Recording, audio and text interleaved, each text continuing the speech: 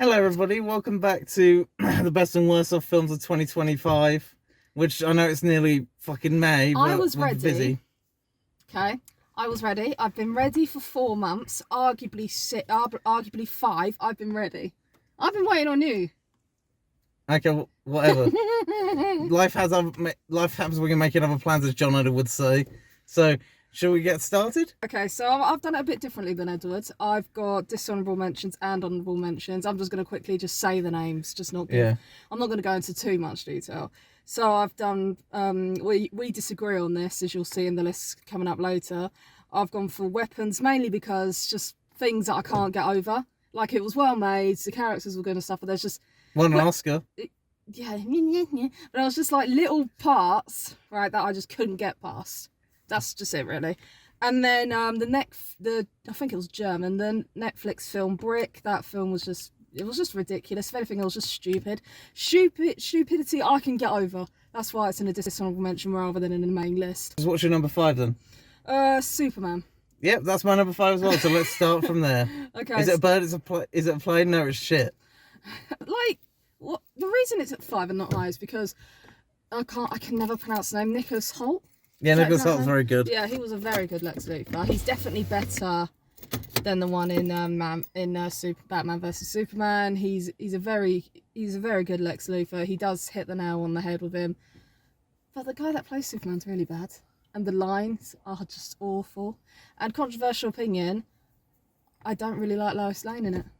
I honestly don't remember much about it because it's so long since I've seen it. But the thing that jumped at me most was that if it was a Gen X Redditor, writes a story about Russiagate, if you've seen the film, you know what I mean. And the real problem I had with it is that it was so, snarky, wink, wink, nudge, nudge about everything. Yeah, and then there was that whole speech that he was shouting at Lex Luthor saying, "It hurt my feelings" or something. "I'm just like you. You're not. You're an alien from another planet, and you're stronger than everyone else, and you shoot loads out your eyes. There's nothing wrong with that. You're Superman. You're not like everyone else." But my who? But my problem with that, it was so insincere that it was hard to get invested in any of the drama they wanted to get invested in, because literally the next moment or two there will be a wisecracking joke, or there will be a punchline.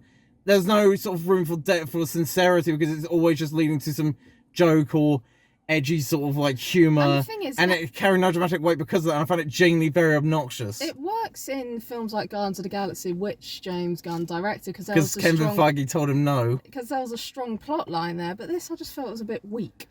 Like, this is the guy saving the DCEU. Just cut your losses, for fuck's sake. Yeah. Like, true. And also the other thing is an increasing problem with a lot of these films: Gen X Redditor syndrome. Sort of like over a lot of energy, a lot of sort of snarky references, but not much substance for me. I mean, even like Deadpool, Wolverine, stuff like that to extent, but at least that film was entertaining and funny and a nice send off. Whereas sort of the bad ones dealing with stuff like one that's coming up later. Thanks, Edgar Wright. How the righty have fallen. But my main gripe was that this should, again, when we've seen this on TV done recently, which actually does have a lot of dramatic weight and substance to it, Superman and Lois. Well, there's actually genuinely no excuse for this one to be like all in your face, obnoxious and annoying. Probably like James Gunn is in real life, who knows? Like, Tyler is a way better Superman in my personal view than, I can't even be bothered to remember his name. I don't remember his name. And the guy who plays Superman in this film. I'm one of those people that feels Henry Cavill was a better Superman and has been screwed over. Yeah, has been completely screwed over by the heads up. The film plots that he was given weren't the best. Like Too busy playing Warhammer. Indeed. Right. But the final thing I'll say on it is, again, just, and also one thing that they did that was wise was save Lex Luthor to series 2. As opposed to this one where they're just like sort of, the same villain every time. At least Nolan saved the Joker for the second film. And you got something good out of that. There's not really much else I could say. It was just an obnoxious, and it was probably the most annoying. And they have Supergirl in it, and it wasn't a very good Supergirl. No, she didn't do a good job playing her, I think. Especially when you could have an actress you could put in there. People were saying, right, that she aligned a bit more with the comics, but I sat there and I went, she didn't do it well, in my view. Like, I you know what I'm like? I'm CW, Superman and Lois all the way, and Supergirl as well, and I would have put Melissa in there. I don't see why not. I reckon she would have done it. I mean, Grant and Stephen have come out and they've said they'd do Green Arrow and the Flash if they were us. Well, they probably don't want to be associated with anything James Gunn, because he's probably going to be the last, the nail on the coffin for this series that already had a bit of a rough start 10 years ago, and it's admirable to see them keep trying, but, falling with style and Yeah, whatnot. but why they're making the money, then doesn't matter. Yeah, Russiagate is essentially, the film is Russiagate, Gen X Redditor style, and if you've seen the film, you get what I mean. Which, Russiagate was a hoax, by the way. Anyway, what's your number 4 then? I've got a tie. I've got Hurry Up Tomorrow and The Running Man. I might as well talk about both as well, because they're my 4 and... Hurry Up Tomorrow is my number 4, and my number 3 is Running Man, which is honestly... That latter film, we'll get into it shortly, but it's honestly the most angry I've been in the cinema probably this decade. And that's not saying it lightly. I mean, even Blackbird I found funny. Like, the thing is, Hurry Up Tomorrow was just bloody... It was Arty weird. wank. Yeah, it was weird. I don't know what Jenna Ortega was doing there. Was she strapped for cash that week? Like, what was she doing? Like, and the characters were bizarre. Like, they had that guy who was in that Saltburn movie and who played... I know which one you mean. The Barry, what's his name? He was clearly phoning it in. Yeah, he was just... Oh, God. With the material they were given, no one did a good job. I'm not listening to the album, neither is Muggins. Excuse me? Muggins? Anyway. What the hell does that mean? What's a muggin? That sounds like something from Lord of the Rings. What is that? A muggin? It's a joke. It's fine. I I wasn't don't really get it. insultingly. Okay, never mind then. Okay, But my attitude it was just stupid art garbage. It was only there to promote an album, which maybe it's a good album. The Weeknd, I think, is quite talented in music aspects. In acting, he should never do again. Yeah, exactly. And not a chance. Literally, it was the same tone, boring. It was just ridiculous. There was like an entire 10-minute section, and I swear down, me and Edward thought the noises from that section, when he's walking around, like in that dark... in that bedroom or something. No, he was like walking around and it was all dark, and he was sitting with a kid on by a fire. Yeah. Now, I swear there was a noise in it at one point, and you and I thought it was outside. Which, to be fair, I think it was, but, you couldn't tell. Yeah, it was just... Oh... And also, one thing about that film as well is how creepy some of it is. Like, Jenna Ortega's I understand she's of age. Yeah. I'm not Russell Brand here. But there was a scene where she's, like, dancing around for him in a very sexual way, and I just felt a bit uncomfortable watching because she's a very petite woman, She's a bit younger than me, right? But I still sat there going... It does look a bit fucking odd, and it adds no purpose. Yeah. Oh, they're two broken people meeting each other. They're just arty-farty. But then he wanted to kick her out the house the next day, and then she just knocked him out of like a vase. And tried to kill him, and apparently the police weren't called. But then she let him go. So she killed his assistant, and then she let him go, and she died in the fire. Maybe it makes sense if you listen to the album, but that's not good enough. I mean, people still I'm sorry, there's people that are going to watch him in a film, but they're not going to listen to an album of his. Well, yeah, that's the point. Why, but even then, my point is, like, people could just still enjoy Quadrophenia based on the Who album, which I have upstairs on Criterion. But people still love that film, even if I guarantee more people know the film than they know the album from the Who it's based on. Yeah. People still like I guess some people like The Wall, the film that Pink Floyd did, even though they probably don't know the album, which is a bit weird, but I digress. There's even, like, a Daft Punk movie they did off their album Discovery like 20 years ago, I get it if it and was a people promotion, could still enjoy that, which it is a promotion, maybe even just a tour or some shit, like filming concert movie, concert movie. But this was just poor, or like a combination of the two, poor. like Metallica Through the Never. It was just weird and poor, simple as that. I just trying to figure out anything else I didn't like about it, because it was just weird and arty-farty. The plotline and the was acting is terrible as well, especially from... The plotline was weak, nothing went anywhere. I just couldn't wait for it to be over, because it was a waste. I felt like, how long was it? An hour and a half or some shit? Maybe I think so, I honestly don't remember. I want that time back, because it was so bad and bizarre. Like, at one point, I can't remember what point of the year we were watching it, around halfway through the year, I reckon. Yeah. Like, I thought, Christ, this is going to be number one, and then... I watched the other films that are coming up on my list, and I thought, oh my god, these are worse. But one thing as well is that the acting in it is quite bad, especially from the Weeknd guy. I don't know what his actual... I mean, I know he has a name, but I honestly don't remember what it is.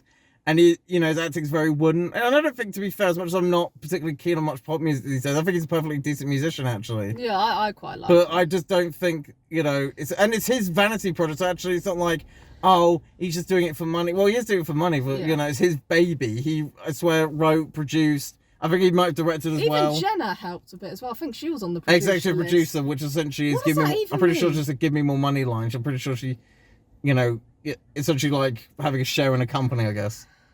Okay. And So she was there for the money. Well, yeah, I won't blame her. Just a bit of a shame that it wasn't a good project. Yeah, indeed.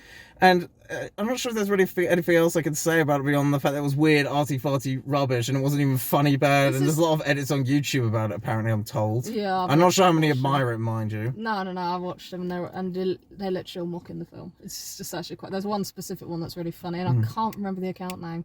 Yeah. That's going to wind me up. Can't remember. Yeah. On The Running Man, however, this is genuinely the angriest I've been in a cinema for, like, probably this decade. As well. Sorry.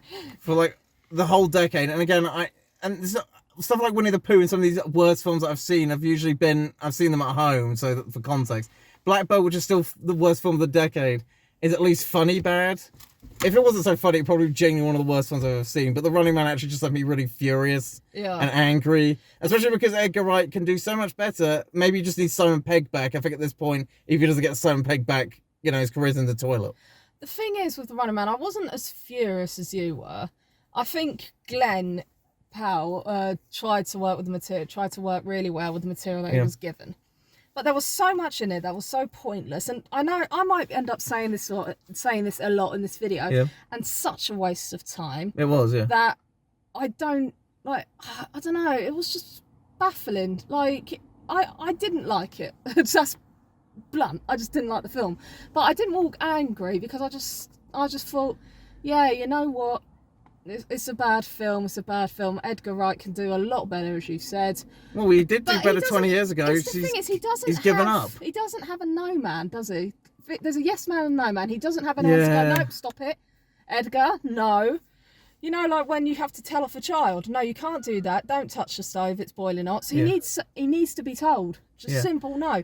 Like, it was a remake of the Arnold Schwarzenegger film. Well, it's technically a redo of the original Stephen King novel, which I feel slightly bad for having watched it, given, the goodwill that Stephen King has particularly wasted with his comments about the Charlie Kirk killing. What am I thinking of then? No, you are thinking of it's the same film, but essentially it's more of a redo of the original novella book. I don't know. Yeah. And the problem is, for me, is just like it's all over the place. Yeah. Like all the other not particularly great Edgar Wright films, the character is a bit unlikable. Because this is a guy, we're meant to support him, even though he's obviously a hothead. He nearly kills children at one point. He kidnaps an innocent woman for no reason. Oh, she's rich. Well, apparently she deserves to be kidnapped then. Okay, good to know. And the politics of it stink, where it's like, oh, the media's being used to divide us and all the rest of it. And this sort of drivel. And then at the same time, the film is very, leaning in certain directions, shall we say. At one point, I actually thought they were going to have like a poster or two with a guy looking like Donald Trump saying... I'm glad I didn't go that far. Yeah. I'm glad I didn't go that far, but it had all the other hallmarks of, patriotism being used to sort of swindle the American public. Rich and famous people being... I can't remember the specific thing. Essentially, like, they're using people to divide people.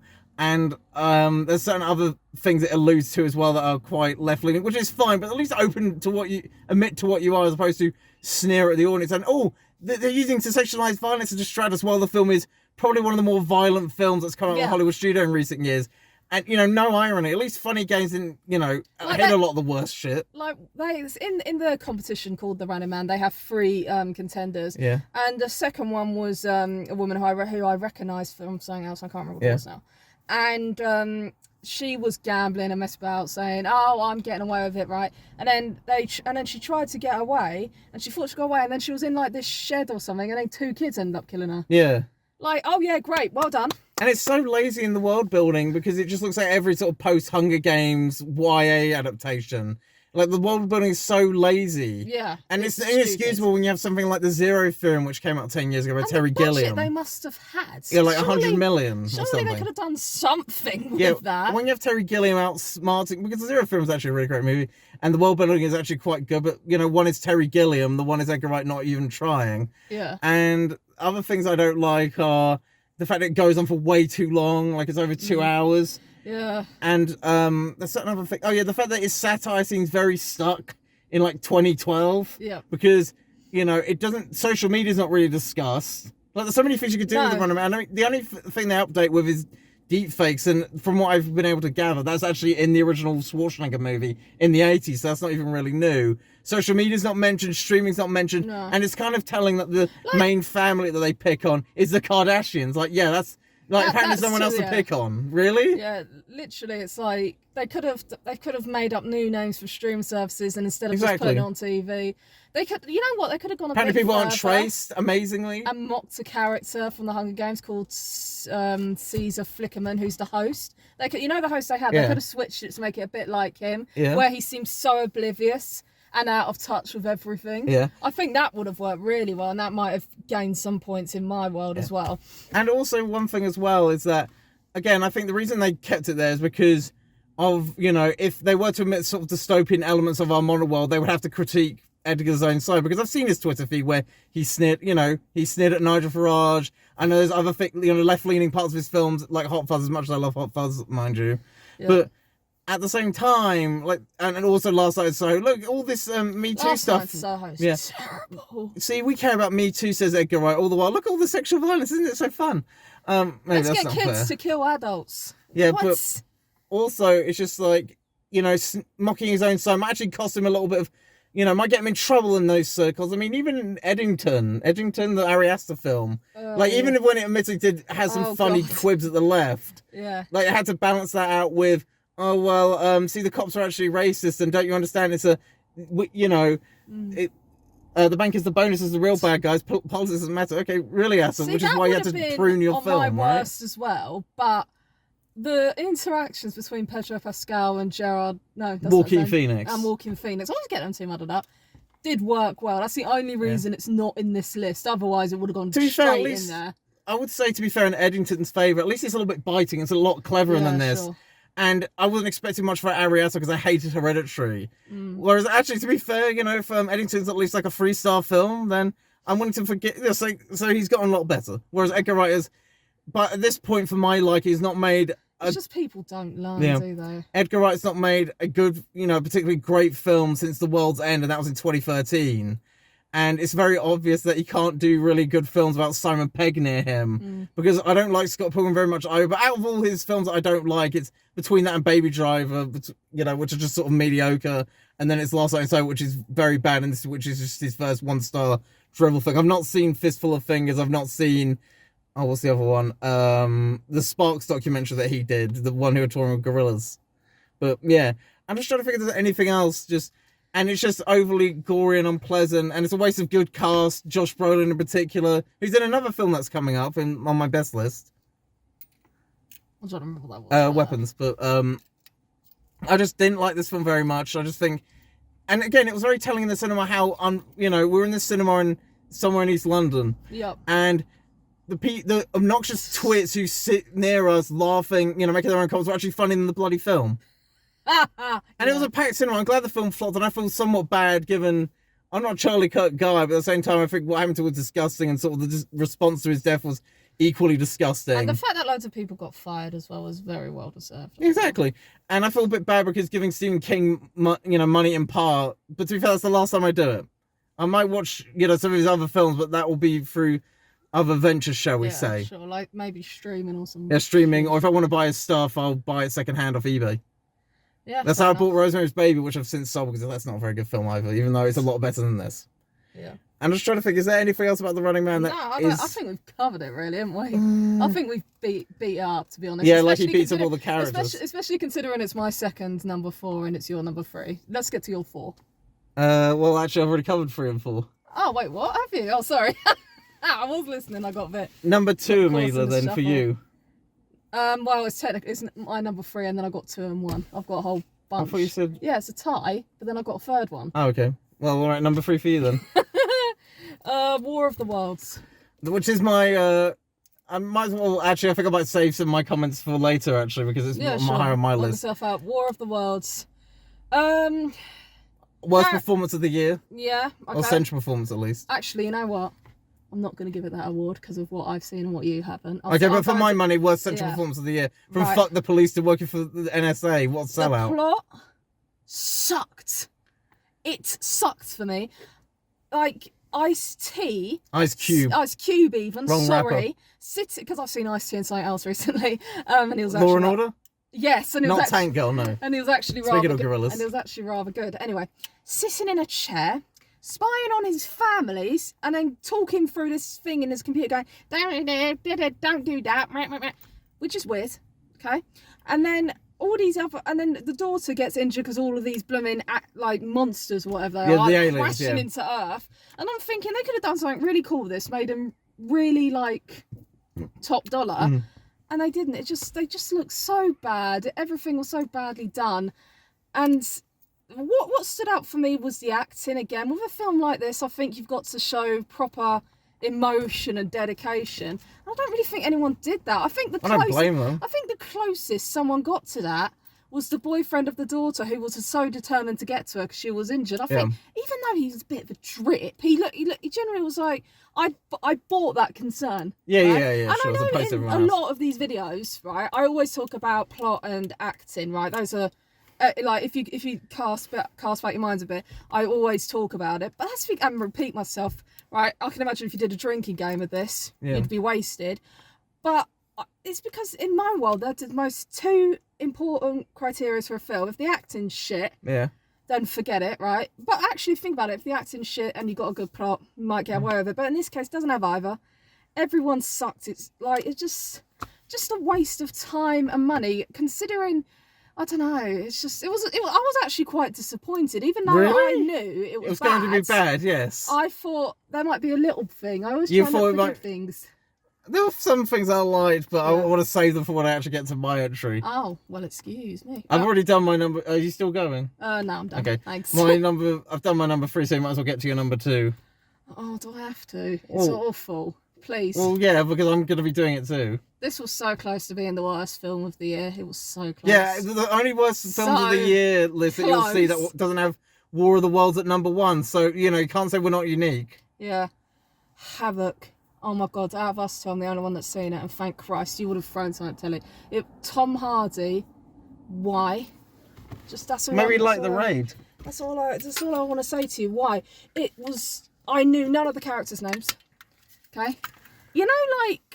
Okay, let's put it in this way. Let's say Grand Theft Auto sucks, right? You mean Grand Theft Auto 4? Yeah, haha. Let's say Grand Theft Auto sucked, right? And it was turns out to be a really crap movie and the characters were dumb. Yeah. It's this, right? And then you start loads and loads and loads of fights. Yeah. There's blood everywhere. People are getting their arms chopped off. People are getting shot. I actually watched this with my dad, and action fighting is all the stuff that he likes. And sometimes it's what I like as well. And I watched it, and I actually turned to him a couple of times and went, all right, that's enough now. There was just I could count on, I don't know, how many fights where Tom Hardy's just going around killing everyone. It's just not a good movie. It's slop. Sloppier is upon us that you wrote for Clandestine. It's slop. In Oliver Twist, where he's asking for more and they're just serving out slop, it's literally in the bowl. That's what it is. It's the slop in Oliver Twist's bowl. It sucks. And it made me so fucking angry because I wasted like an hour and a half watching Tom Hardy go around punching people and throwing them off ledges. And we have no backstory, no context as to why he's doing it. So there's something to do with police in it, but I couldn't keep track because I was too busy blood filling the screen. It was one of those films, right, where you sit and watch a film and then at the end of the film you go, shit, I can't remember any of the characters' names. Oh, that's Not only did that happen to me, I didn't know anyone's names throughout the entire movie. I see. So, yeah, what was the film about, Amelia? Don't know. Tom Hardy shooting the shit out of people. No idea. There was no plot, no context, absolutely no reasons why he was doing any of this. I think he was on some revenge tour like a shit John Wick, but I don't really understand what happened in it. It sucked. I want to say a worse word for it. It was just bizarre. It was animalistic, and the only way you can like a film like this, right, is if you're high and drunk and you put it on. That's where a lot of critics are getting this positive press, though. They're fucking morons, then. I'm right, they're wrong. To be fair, I would say, I've not seen this, but I have seen one of the director's previous films, as his dad as well, in The Raid, which we both quite liked. To be fair, I could guarantee a lot more sophisticated and intelligent. Can I just say, that's great for you, and I'm really glad you watched one of his good films. I had to sit for a shit one. You might like The Raid, actually, to be fair. It was the best action movie of that year. I don't even want to talk about this garbage anymore. Okay, let's not do it then. Never again. Amen. Number 2 on mine is War of the Worlds. which we've talked a bit about, but my contention is worst central performance of the year. Yep, great. And the only updates of the story I like were sort of the virus goes into is a computer virus instead of the virus in the original story. But even then, as people pointed out, it's a rip-off of Independence Day. And Yeah, I'm like, actually, exactly. yeah, you have a point. But I still sort of liked it. It was a lot more neat. Like, they did try and update it, albeit not very well. Sorry. There you go. Just trying to get to my brother's water bottle. But worst central performance of the end. The twist in it is so obvious as to who.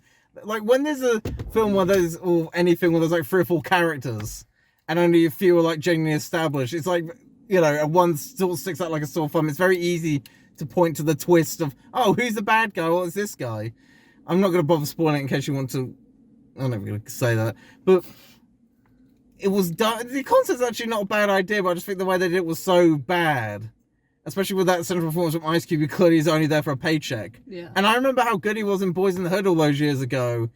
You know, rest in peace to John Singleton, by the way. But how good he was, you know, in a film 35 years ago, and how he's fallen. Then again, he did 10 years of shitty family movies.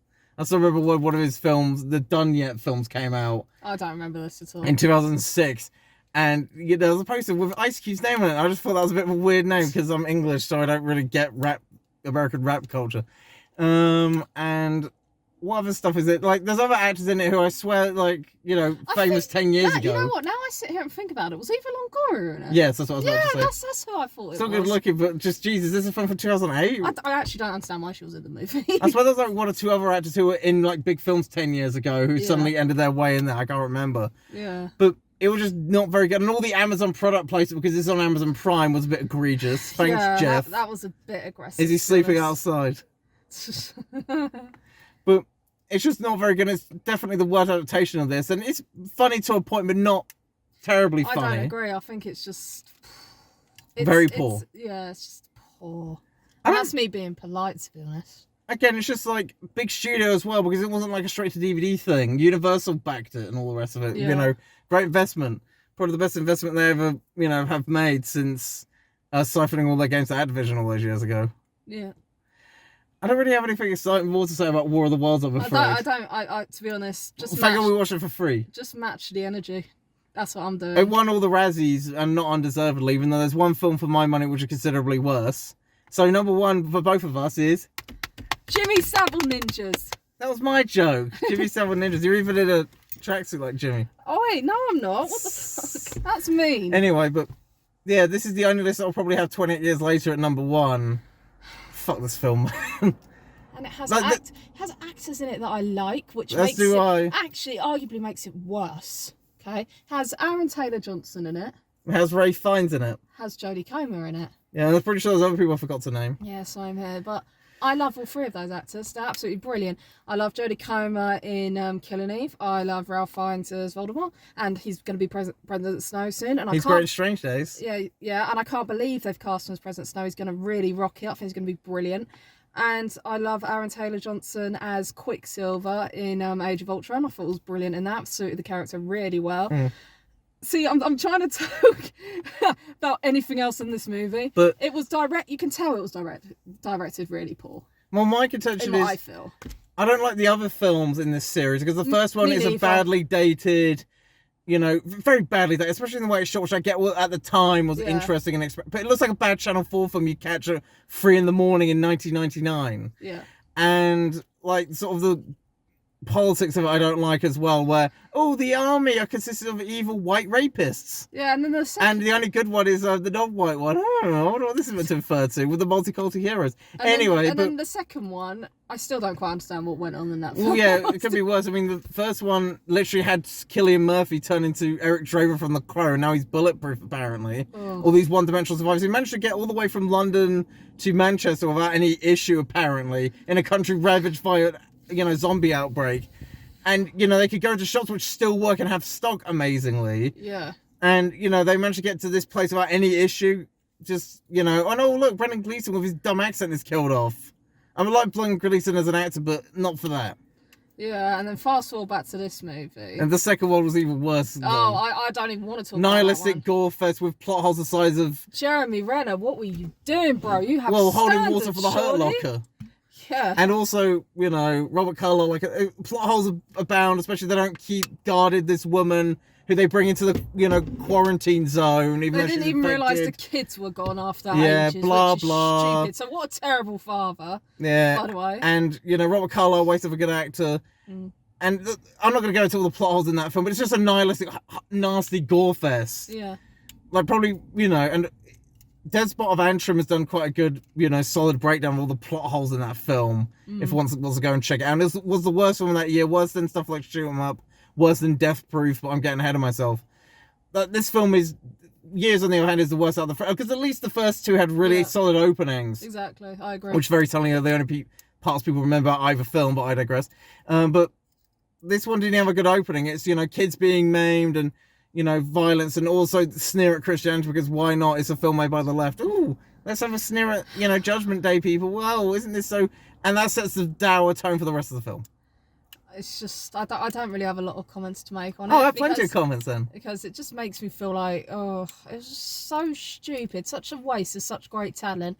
And then they've stuck Ralph Fiennes in another movie. Where he's playing Iron Maiden. 28 years later. And, you know, I'm a fan of the band, but still. The Bone Temple. And I have that film is not going to be on our because 2026 list.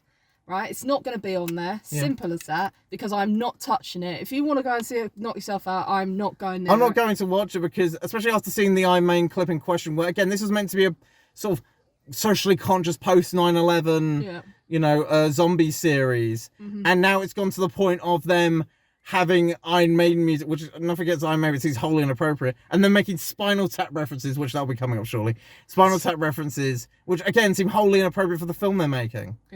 But my main contention with the film is beyond the sort of the technical issues and the continuity issues, because the whole point is in the first one, they all die out because they starve to death, the infected.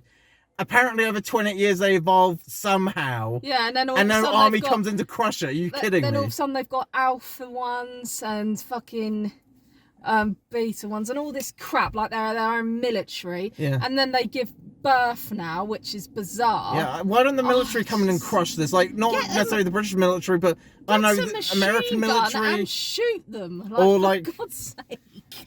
And that's, you know, and I would politely note that why does this stay on after 28 years? I never explained it because it doesn't need explained because people will just eat this up. People will just go to cinema and like, I can't remember his name in future, and we'll just go, take my money.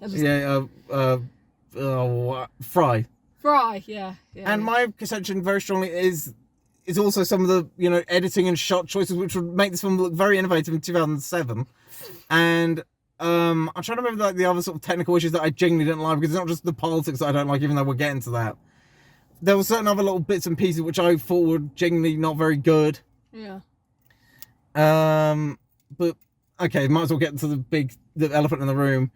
It's a very sneery anti-Brexit film, probably the most mean-spirited I've seen, where the informant being that the island these people are based on in the north of England is some all-white death cult where they're overly obsessive with nostalgia, like, you know, Rudyard Kipling poems being read, Queen Elizabeth pictures being up there, Laurence Olivier's Henry V, I think it is playing, Tom Jones' Delilah, and, you know, essentially dreaded St. George's crosses. Why don't they have Palestine flags instead? Anyway, but, and it's an all-white community, therefore bad in the eyes of the creators. I just don't want to talk about this one. No, I want to, though. That's why I'm just addressing in case people are like, why is she being quiet? I'm just going to be like, I can't take it anymore. The whole point is that they go to the mainland, which they've been cut off, you know, they've been cut off from Europe because of this virus. Again, why no European army comes to crush them, we don't know. But they're going onto the island and encounter this doctor who, you know, alleviates the mother suffering from cancer and so on. Actually, you know, before that, there was a bit where, you know, in order to prove these people are manly, they go out and hunt for the first time, and this Spike character fails in this hunt, but he comes back and he's hailed as a hero anyway, because the British education system lies about their history, you know, subtly enforced by the fact that he's being force-fed alcohol, which, you know, apparently the system still does that. I mean, imagine that great Christopher Lash quote about cultural radicalism being, I'm blanking on the line, essentially, you know, picking at American values that are already obsolescent or something like that. And the acting in it, no, sorry, the essentially what happens is that he takes his cancer-stricken mother to the mainland, where a kind doctor euthanizes her because it's a kinder way to die, which Kim Ledbetter would be so proud, even though you Bill died in Parliament. Ha ha ha. But this happens, and he then brings an infected baby back with him because he's tolerant to those who aren't like him. It's literally the people sympathizing with the bugs from Starship Troopers, that meme. And, you know, he burns an English flag before he leaves because it shows he's rejected petty nationalism. I wonder if it was a, you know, That's different okay. flag. He got kidnapped by copycat paedophiles also. Yeah, I'm getting to that. And the end thing is like, see, we're wrapped in nostalgia and all the rest of it. And then, you know, Jimmy Savile ninjas show up to save his ass from being attacked, which, you know, shows how good he was on his own when he could get attacked. Yeah. And again, the Jimmy Savile, you know, thing is quite interesting, the way they crowbar that in. You know, the inferment being that Britain that Danny Bourne acts Garland, especially Garland, if you read some of the interviews he's given, don't like. You know, they Britain that propped up Jimmy Savile. Well, your Britain props up Crimean gangs, Mr. Bourne, Mr. Garland, based on ideology. Jimmy Savile's covered up because of power. Whereas you can't say that for the Britain of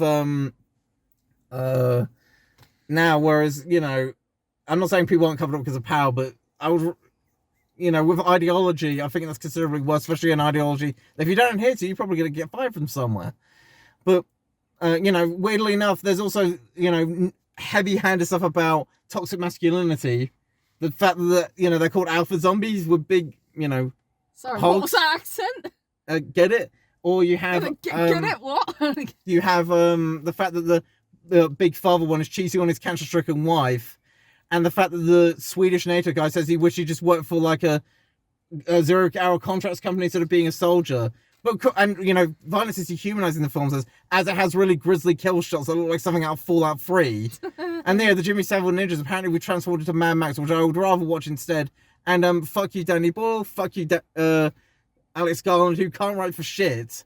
It seems, because again, he's meant to be a politically smart Honestly, guy. we could make a better movie. Yeah. I was just sitting here thinking while listening to you, we could probably, in like a year, sit down, write a script together, get like a couple of people in and film a better film for half the price. Maybe a quarter, maybe even like smaller than a quarter, which I don't know my numbers. Also, I'm just saying, at this point, right, these films are getting so stupid and ridiculous, and the comments that we've made, we could use that and make our own fucking movie. But on the Jimmy Savile ninjas thing, again, like, Alex Garland.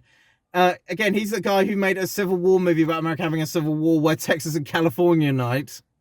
And also somehow made a Judge Dredd movie with none of the social satire of the comic books, which is left-wing social satire, so I thought he'd like it. At least it would have added substance to the film, which, speaking of the Raid again, you know, the Raid versus Dredd, it's like Raid, because Raid actually is a lot more gritty and a lot more interesting.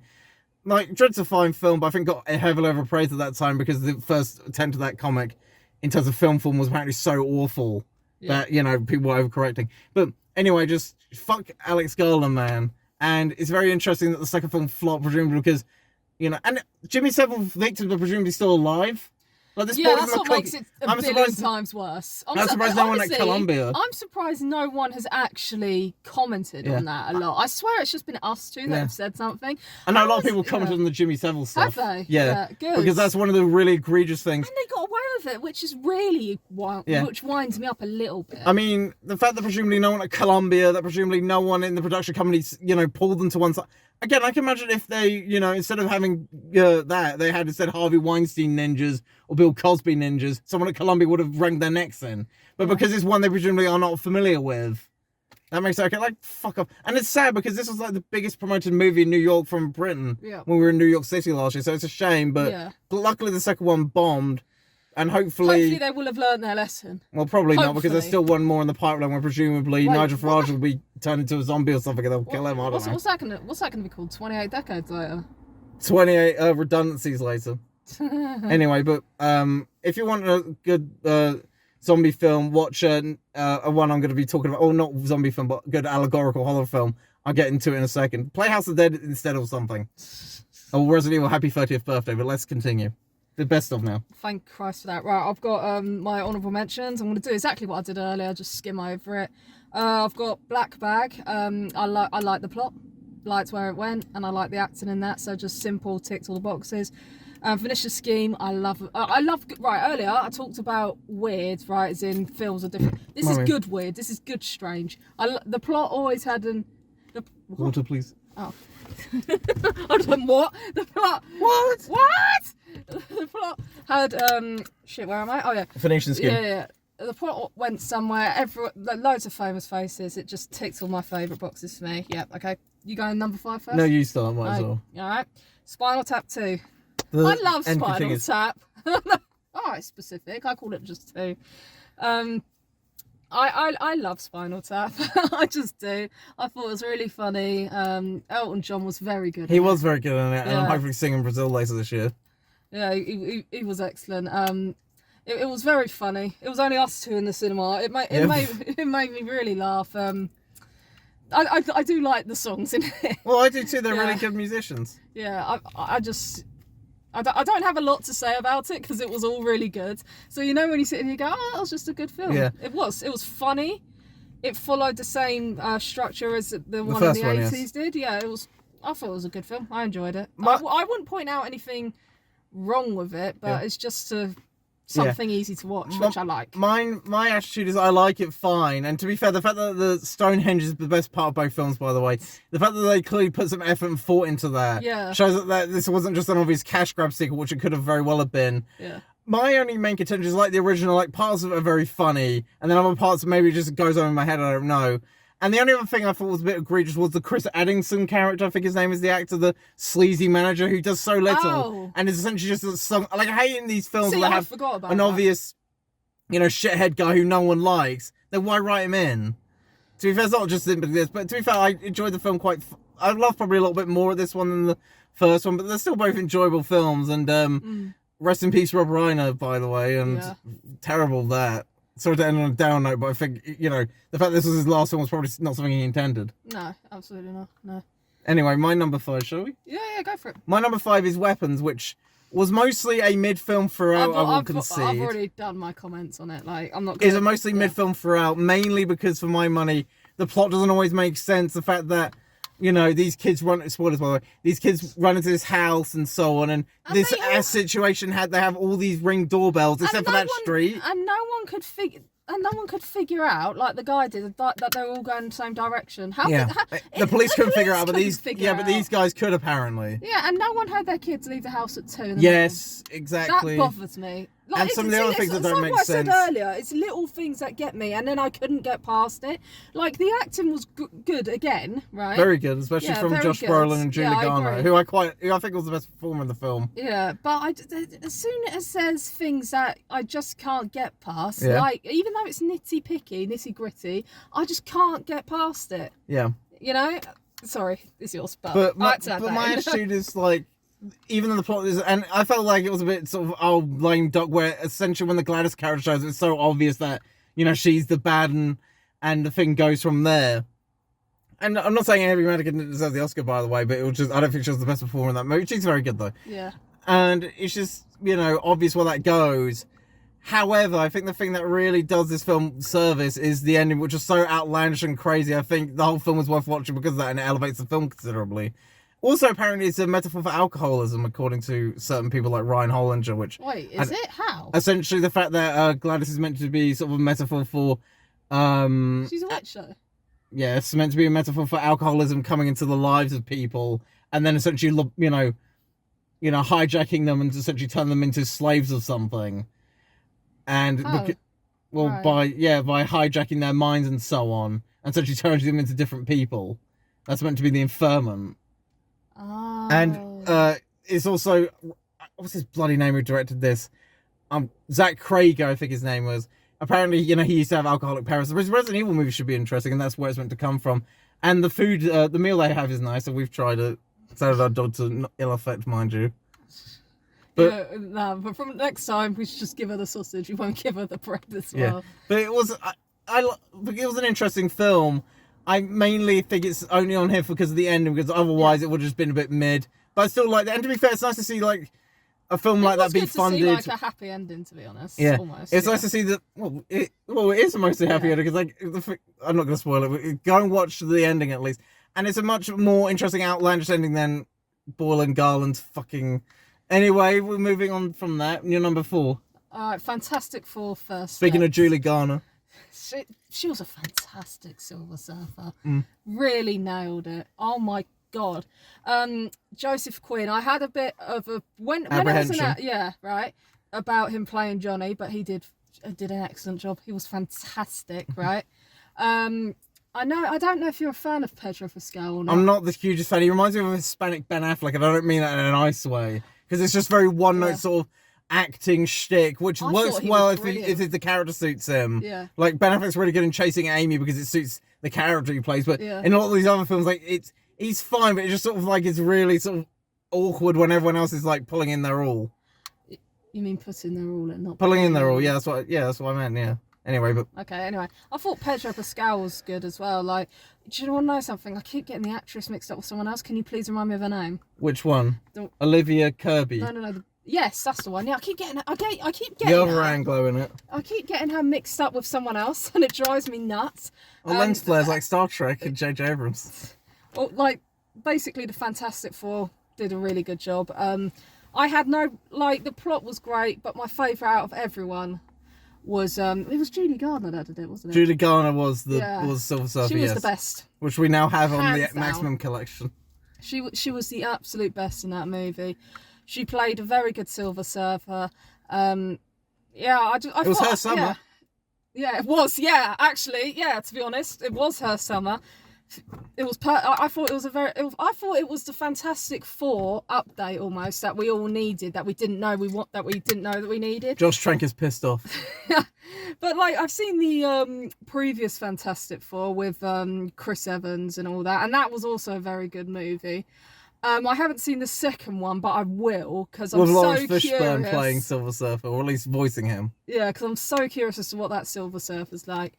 But it's a very good film. I really enjoyed it. I had no problems with that one as well. Honestly, yeah. I don't really have any. Sorry. The only reason it's number 4 is because there was. I'm going to give you a hint. A better Marvel movie and a better biopic and etc. etc. That's a biopic. A better film in general. It's a biopic, isn't it? Okay, fine. But my attitude was. Is that what it's called? Yeah, my attitude with this is it was fine, but I honestly don't really remember much. It was a nice bit of popcorn entertainment.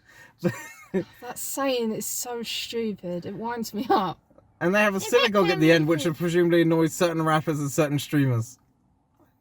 I don't have anything against that. I just wish John Midas would finally get his Genghis Khan movie made. Maybe Amanda can pull that up. Anyway, but my number 4 is are we on number 4 actually? Yeah, we are on number 4. Good. Number 4 is I'm trying to remember Wicked for Good. I was thinking I might say that for you are. You're gonna save it. So number 3 then. My number 3. I forgot what it was. Sorry. That's fine. Take your time. We're here. How did I forget? K-pop Demon Hunters. Yep, Criterion Collection incoming. Which is the only reason I watched, otherwise I wouldn't have cared. I get this movie's designed for children. I'm in my 20s. But I love this movie. I really like it. I play the songs a lot now, which probably annoys Edward. Well, they're the right songs. If it was like awful music, I would... No? Okay. I don't know how it goes. It's a great movie. I really like this. It's not Gorillaz, so... You know, something that was rather refreshing is when... It's a grape soda. Haha. You know, like, this is going to be a spoiler, by the way, so just go forward a little bit. There's that when they found out that Rumi was a demon herself, they didn't do this whole thing where I was like, oh, half an hour of the film, they don't talk to each other ever again. It took like 5 to 10 minutes and then it was okay. And I thought, you know what, this is very refreshing. I feel like my time hasn't been wasted. We could just get back into the music and have fun again. But I really, the only thing I would say is I think Your Idol is a very underrated song. Okay. I don't really have a strong opinion on this. I liked it fine, even though my only contention is like I've seen quite a lot of this stuff in other animated films before, and it didn't feel for me doing very much different. But it's decent enough, and I don't think it deserves a Criterion release. But at the same time, like, I'm not sneering at it, and as people have joked online, it's going to fund film restoration for at least 50 years of the money I'll rake in. And on top of that, there are far worse films in Criterion. Like, I mean, Following's in there, and that has the worst central performance of any film from 1999. And it's one of Christopher Nolan's worst films, but I get why it's in there. I'm not going to sneer. There are worse films you could put in there. Preacher to the choir. Can I get a little bit higher? No. Can we get much higher? Oh, shut up. Go, yee. No, I'm not just joking. yee. I'm just joking, not you. Anyway, number three of mine is Flow. Speaking of criteria, that one just fell into my lap. I wasn't expecting that. Really solid, decent little feature film. I'm going to have to sit in silence for this one because I can contribute absolutely nothing because I didn't see this movie. But it's a decent little film, really good. Mainly, it's a nice sort of original animated film about a bunch of animals that have moved on to, essentially their figures flooded and they have to sort of work together to do stuff. It's quite an interesting little animated film. And also the dog character in it reminds me of Ruby. Oh no, don't. In a nice way. This is why I can watch a film. The dog doesn't die, it's fine. Yeah, I know, but no like... character dies really, except for... What do you mean fucking really? Except for one where it's implied, but, you know, some of it doesn't make really much sense. But an animal... Yeah, see, that's why I couldn't do it. It's a decent little film about all these animals coming together to work together, and it's, you know, told mostly through, like, the animals talking to each other. And it's a really interesting experimental sort of animation film. It's definitely a very beautiful watch. The animation is probably the best of any movie that year, probably. Yeah. And a nice foreign import. The only good thing the European Council has produced in years.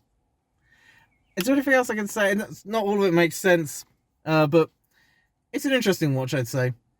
It's an interesting watch. It's definitely a very solid little animated picture, and if you have kids, you know, it's worth things to put in front of them. Yes. I don't really have much more to say than that. Not all of it makes sense, but... You know, so a lot of it's very allegorical. I can guarantee it being from Latvia, there's probably a lot of, like, Catholic and allegory. But, yeah. It was very decent, very worth a watch, I'd say. So that's my number 3. What's your number 2? Right, I've got a tie again. Yeah. Thunderbolts and Christy. Well, Thunderbolts is my number 2, and as well, and, yeah. Okay, right, I'm going to work backwards then. So, Christy is about... I'm saving my comments for Christy, if I may. When is it number 1? We'll see. You know what? We'll do Thunderbolts then now. Okay. Yeah, Thunderbolts are both our number 2s. Yeah. Okay. Well, I did look at this and I feel like I was beforehand, and I feel like maybe I'm saw wrong. in New York. I was the only person on the internet that was up for it. I think. Really. Yeah, like the people I follow are probably quite negative about everything, so it wouldn't surprise me. But. Yeah, I thought it was a brilliant film. I thought I've seen it again since, and it's just emphasised how great it is. Like I love all the characters from. Yeah, right there. Sorry. From Bucky to Yelena, everyone was good in it. Everyone put in a great performance. Bob was brilliant. I thought he was going to be one of those little characters that was going to be like in the corner, being really bloody annoying. The only criticism, is that they advertised Taskmaster. Who gets killed off, doesn't she? Really heavily, but she got killed off in the first 5 minutes, right? And because of that, I think they took her out the poster. I don't know if that's true, but I think they did. That's my own... It's a very small thing, in my opinion, but at the same time, I think they should have kept her in it. But on the other side, on the other side of the coin, it does add a bit more of an emotional connection to... Ava and Yelena. Once Ava said, "Oh, was she one of your main friends?" She said, "Yeah, I knew her." And I'm thinking, oh God, you know what? It makes it more of like emotional in a way, doesn't it? Because none of them knew that they all had to kill each other. Really, that was their mission. They all just had one specific target. And I thought John Walker was better in this Dog film Walker. than he was in the let's get the name right. Falcon and Winter Soldier. Yeah. Series. I get it, he was meant to be kind of a bad guy in that, but I thought he suited this way better. I felt he was a bit, the character was a bit misrepresented in that series, but in this film it was way better. They did a better job in that one. I can't find any fault in it besides what I said earlier. The plot was great. I thought it was quite a good idea.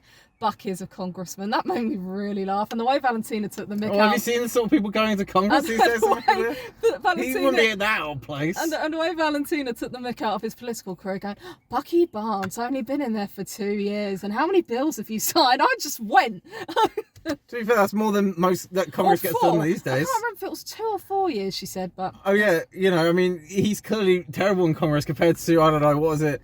The guys had to resign over the guy who had to be suspended over George Santos, that weirdo, Lauren Boebert, who admittedly very attractive, going on about, oh, why is the president also horny? I'm thinking, have you looked in the mirror, dear? And that's not bad thing. And there's much worse characters, but I mean, our Parliament's a bit of a shambles, but at least it does things sometimes. Anyway, but I like the film quite a lot as well because it's a nice sort of subversive, existential take on this genre, which was quite a left field, and I quite appreciated it for that. It was different as well, which I like. And like, I like the sort of fact it sort of tackled an issue of like loneliness in a way and feeling alone. I quite like that as well. I thought that was a very good It wasn't move. just a standard superhero movie, and I'm glad it was trying to be something different. Yeah, I thought, I can't remember who directed it though, but they did a bloody good job, honestly. Fair play. It's not a perfect film, but it's a very interesting, very rough little around the edges, but it's a great movie. Look at sort of that sort of genre from a different angle, and I thought it was quite, if Suicide Squad was actually done well, maybe. No, I disagree. Like, done good, okay. I don't know. I'm not sure if I agree with that completely, to be honest. Anyway, but I quite liked it for that, and I liked sort of the existential element and that sort of thing. So and I also liked the acting in it, and it was a very entertaining film. And even though when I was in the New York cinema watching it, where 28 years later was advertised, eating that bucket of salt by accident, that was a bit of a mistake. Oh my god! Yeah, what was it? You got a large, and I think I got a medium. Because I was part of a deal. Yeah, deal. And what was it? All the trailers were like for sequels and remakes, which I understand is a bit ironic given what we saw. If we had alcohol, I would have played a drinking game. The only original film that they advertised was like a re-release of Spinal Tap, the first one. And all I can think is it reminds me of that line by the stuff that advertised like Karate Kid Legends. I swear, like there was one or two other sequels, but I can't remember which they were. I didn't pay attention to the sequels. I didn't pay attention to the trailers even, so. And it reminds me of that great line by Roger Taylor when he's talking about MTV in the 80s, where he's going on about how all they showed was White Snake, and one fucking White Snake. But okay, that's the last comment I have. Thunderbolts is much better than any of those films. I can take it. Yeah. Anyway, but you have the other number two. Oh yes, my tie is Christy, which is a completely different film. It's a biopic about, I can't remember her full name, Christy. I can't remember either. That's terrible. Oh wow, we did really well here. Sydney Sweeney, was it? Yeah, it's very good. Yeah, she did very well. Brilliant. But I want to say my comment. Really walked the character. Aced it. Literally, I which one do I prefer? My favourite biopic has always been Bohemian Rhapsody, right? Yeah. But I could argue and say that this is better. It is much better. It is better. Like, it took a bit more risk, which is what I liked. Yeah. Oh, 100%. And it was way more blunt. And I thought, you know what, and it actually, you know what, it gave the shock value of her actual, and you thought, and it made you think to yourself, my God, did this happen? Oh, I hope it fucking did. You know what I mean? Edward, that's not what that I meant. way. Yeah. I mean, as in, like, I hope it's actually true to what actually happened. And I just remember sitting there, I don't want to give it away in case someone's going to see it, but like, which I should. Towards the end, that scene, you know the scene. Yeah, you know the scene. Yes. Right, I sat there and I went, oh my God, is this real? Like, I genuinely thought maybe they've done it for dramatic purposes, but as far as I know, it hasn't that didn't happen. As in, like, how she survived it, I will never know. Never know, because he did try and fulfill the goal, didn't he? He said, oh, sorry, I'll spoil it. He said, if you leave me, I will kill you. Yeah. And that's exactly what he followed through with. But she survived, and I still don't understand how. Well, she's a hard fighter. Yeah, absolutely. But what I still can't get over, though, this is what I do like about some biopics, is they present things that lots of people not know. They put loads of coins and metal in her pocket just so she'd match the weight of Muhammad Ali's daughter or something that she was meant to fight. Oh, yeah. Yeah. And I thought, God, that is shocking. Well, to be fair, I can guarantee that's pretty common in some of these, especially the ones that are not particularly regulated. Yeah, true. And I can imagine some of them do that. Yeah. Now, it wouldn't shock me, just in case they thought, shit, we haven't got the weight goal just yet, so we've got to put a bunch of things in his pocket. Wouldn't surprise me. Really wouldn't shock me. At all. Yeah. Probably one of the reasons why Anthony Joshua battered Jake Paul. I don't think they... Well, we deserve to be battered. Yeah. Actually, no, I think of the wrong Paul brother.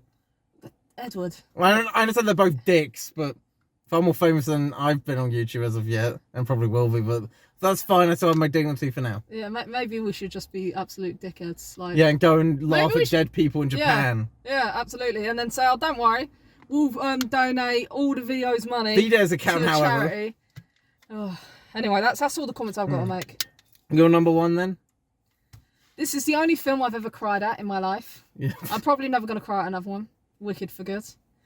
Which was my number 4. I have been changed for good. I love that film. It's above all of the others this year. The first film was brilliant. I don't know if I had it on my list. I think I must I bet you have. did. Yeah, you had it number 1 last year, I'm pretty sure. Yeah, it must have. Oh yeah, and I remember saying, I'll just keep the number 1 open for it. Yeah, well, might as well. I mean, unless there's a part 3. Oh no, they're thinking of like doing another Wicked film, but I can't remember what it's about. Slow cancellation of the future. Oh, wait, sorry. No, it was something like it's part of the Wizard of Oz Wicked series, but they're thinking of doing another film, and I can't remember what's going to be out. I read it online. Doesn't matter. The video game version it's probably James Rock got so angry it's probably crap, but I don't know. Anyway, the music was obviously brilliant. Ariana Grande was just something else. Cynthia Erivo was brilliant. Their chemistry has always been fire, and yeah, I just think it's a fantastic movie. And you know, I burst into tears with 15 minutes left, and Mum went before I did. So. And then Edward's like this on me. Well, I was trying to comfort you. Yeah, stroking me like a dog. Well, maybe I should start singing Simon Garfunkel. That probably would have pushed me over the edge in some ways. Oh, for God's sake. No, but Best like, song to get to sitting there number with 1, my by popcorn. I guarantee you 2 weren't the only ones, to be fair. Yeah, I think there was a couple of people crying behind us, actually. Mm. Like, I can't remember exactly the specific point it was. I think it might have been... That song, no? It might have been, yeah. Or maybe it was when Elphaba got proper shunned out and then they were after It is going to make you too emotional. You don't have to talk about it. I think I'm fine. It's just when I watched it, Okay. I cried. But I'm never going to cry at another film. Probably. Yeah, sure, bro. I've made it to 25 without crying at any film except that one. I've never cried at any Some people movie. make it to 75 without voting and then they do it. What's Anyway, but I put it at number 4 because I liked it, but you know, I don't have as much connection to a lot of the source material as other people do, so yeah. Other people, I'm your sister. I thought it was a really great musical, but you know, nothing for me more than that. Not as good as some of the other stuff I mentioned. And do you have anything more to say? No, I have nothing more to add, homie. Alright, my number 1 is Christy because it's a very hard-hitting, very good biopic, and Sydney Sweeney should have been nominated for at least some more awards buzz, but she started a jeans ever. I still don't. I think she should have been nominated for an Oscar. So I think do she I. was that good, honestly. But she I started think a it's jeans shame. ever, which is the worst thing ever, apparently. Yeah, like, she said, what made me laugh about that is that she said a line that was given to her. It's not like she made it up off the cuff. Yeah. I mean, and of course she gets the blame for it. if only she advocated to defund the police and then she would have been showered with awards all year. Yeah. Anyway, but it's a really hard-hitting biopic about a very brave and incredible person. Yeah, and extremely. The fact that it's not a sanitized thing at all, like it's very hard hitting. Like I was genuinely shocked how much they were willing to push it. Yeah, and that's such a performance is genuinely very. I'm not sure quite the best of last year, but definitely one of them. I'm trying to think who won at the Oscars this year. The woman in Hamnet, and who was the main guy who won? I'm trying to remember. Michael B. Jordan. Oh, very well. Thank you, Amelia. And I can guarantee Sinners, which I've not seen because I'm not going to. I can guarantee it's nowhere near that good. But, you know, it had the right politics. As did One Battle After Another, which had even better politics. Because, something that I noticed about fuck that Sean Penn, by the way. is that none of the... If you look across the entire award spectrum from Oscars to BAFTAs, etc., and Sinners was up for a lot of them, obviously. Yeah, wonder why. None of the villains were up for anything, but all the heroes were. Well, Did you notice that? Sort of, but I don't really... The only reason I know that is because I've seen little clips Actually, to be online. fair, Sean Penn is the bad guy in One Battle After Another. No, but he wasn't in Sinners, was he? Okay, I thought you were talking about both of those films. No, I was just talking Anyway, about but let's talk Sinners. about the film that we actually like, which is a really solid, excellent biopic. Not sanitized at all and very sort of, you know, showing the trials and tribulations of that industry and very honest about what kind of sleazy industry that area probably was even back then. Absolutely. And it's all con really now. yeah, I'm pretty sure it's hopefully gotten a lot cleaner since then. But the fact that it's willing to be that honest, which a lot of these films, I guarantee because this was a little bit more independently funded, I think, were not the biggest name except for her. Yep. I'm not sneering at Ben Foster, I'm just saying he's not quite big a pull as, say, I don't know, if it was Jude Law or something. Yeah. But the fact that it was allowed to be that, I think it's the reason it was allowed to be as honest as it was. Yep. And, you know, without getting into, like, it being, I mean, there's, for my money, a line between grimacing at horror and going how shocking it is and laughing at roadkill. And it was on, you know, clearly not on the laughing at roadkill side. No, absolutely. Which, unlike The Running Man, and 28 years later. And, but that's one of the reasons I think this works so well, just because of how gritty and anchored by great performances, and it's a really well-made film, which I'm disappointed didn't do better, just because I think Sydney Sweeney started a jeans ad, but And she was given the script. What did you expect her to do? To go, I don't really want to do this. And also because it's, you know, I guess not as well known a person as, say, Michael Jackson, which that's just recently come out. Why? I don't get why they've done that. I'm trying to think of some of these other biopics that have come out recently, which have been done major numbers. The the Whitney Houston one that came out a couple of years ago. I don't know if I saw Back to Black came when. Oh yeah. Which I don't even remember when that was released. Well, yeah, but yeah. Well, the point is essentially, like the Smashing Machine, that rock film, which didn't do very well because I could guarantee it was about like some guy, like some people probably know who that guy is, but normie public's not going to know. Yeah, exactly. Which I could guarantee is why these films didn't do so well. But you know, Christy is actually genuinely an excellent film, and shame it didn't do better. But people should go and buy it. I'm gonna buy the DVD. I did rent it, to be fair. I didn't stream it illegally, unlike 28 years later. Anyway. Oh great! Can't wait for the police to come out to our house. Thank you. Don't you have crimes to be solving? I'm not saying anything to that, but that's really all I have to say. It's an excellent biopic, especially at the end when it's really, life affirming in a way. Yeah. Given for sounding pretentious, and it's just a shame. Hopefully, it will get a little bit more positive reception as time goes on when all the heat from that and the stuff of Euphoria recently dies down. What stuff? She's in Euphoria, and there's been a controversy about one of the scenes she does. Oh god. Because of the way they've written it, to be fair, not necessarily her. Oh, what they done? Do we know? Well, something really sexual, apparently. Oh my god. Right, I haven't seen Euphoria, but I thought the whole base of it was drugs and sex. Probably. Anyway, but that's all we have for time for today, and yeah. We've done it so late in the year that it's getting sunny outside, and we promise this time we'll hopefully have this done by December, January at very latest. But there's no we here. I'm going to reiterate. I was ready. Anyway. Some people weren't. Have a good day, everyone.